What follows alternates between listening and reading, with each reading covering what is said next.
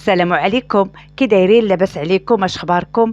كنتمنىكم تكونوا كلكم بخير وعلى خير.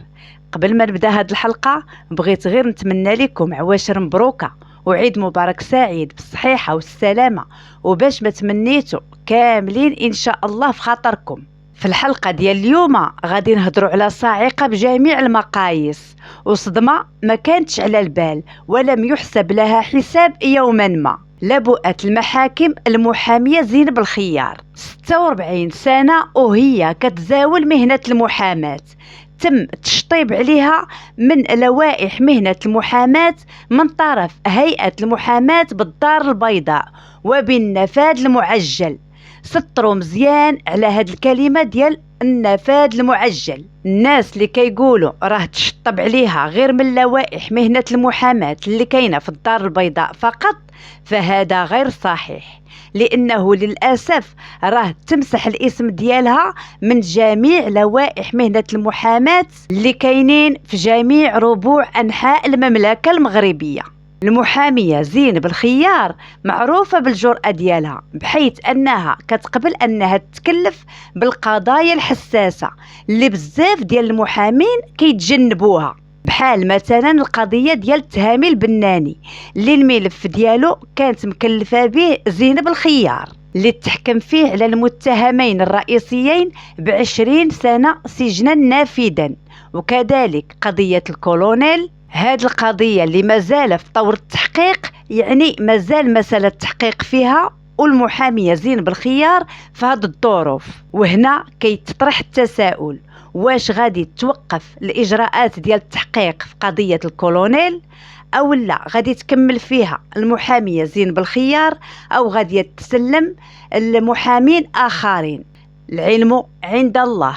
المحامية زينب الخيار مكلفة بزاف ديال القضايا وبزاف ديال الملفات اللي العدد ديالها كيوصل ما بين شي 50 ولا 60 ملف، اللي كيقولوا بأن الأغلبية ديال هاد الملفات زينب الخيار مكلفة بهم مجانا، يعني بدون مقابل. وهذا الشيء كله حيت كتحب المهنة ديالها وحيت كتبغي تنصف المظلوم. وهذا الشيء اللي كنلاحظوه، بحيث كنلاحظوا المحامية أنها دائما كتكون بجانب المدافع على الحق المدني، إلا في قضية وحدة اللي هي قضية مجزرة سلا حي الرحمة، اللي المحامية هنا كنلقاو أنها كتدافع على المتهم وليس على المطالب بالحق المدني كما تعودنا عليه دائما.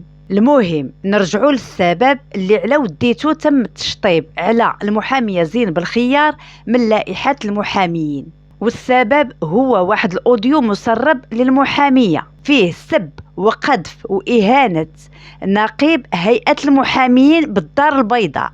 المحامية زينب الخيار نهارت وكانت في واحد الحالة سيئة بزاف، بالخصوص أن هذا الحكم جاء في واحد الظرفية صعيبة وغير مناسبة بمرة للظروف اللي هي فيها. جاتها مع الوفاة ديال الوالد ديالها، باقية دارها عامرة بالعزاية، غير سمعات خبر الحكم طاح لها السكر وهزوها بسرعة المستشفى. المحامية زينب الخيار وهي في سيارة الإسعاف كتأكد بأن هذا التسجيل مفبرك، يعني هذا اللي سرب هذا التسجيل قطع منه اللي بغى وخلى اللي بغى. وهي منين كانت كتهضر وسجلوها كانت في محادثة خاصة، يعني ماشي محادثة علنية فيها الصحافة، ما كان فيها لا صحافة لا والو. المهم هذا الحكم كيبقى حكم ابتدائي، والمحامية زينب الخيار من حقها أنها تستأنف وتطالب بالخبرة الصوتية والتقنية على التسجيل، ويكون خير إن شاء الله وتبان الحقيقة. والغريب في الأمر أنه كانت شماتة وفرحة من طرف بعض الأشخاص اللي كانوا سباقين للخبر، يعني هاد الاشخاص بواحد المده قصيره قالوا بان المحاميه زينب الخيار غاديه تحيد لها بدله المحاماه وغاديه تشطب من هيئه المحامين. وهذا الشيء اللي كاين منين فقنا على صدمه خروج القرار الرسمي بالحكم على المحاميه زينب الخيار بالتشطيب من لائحه المحاماه.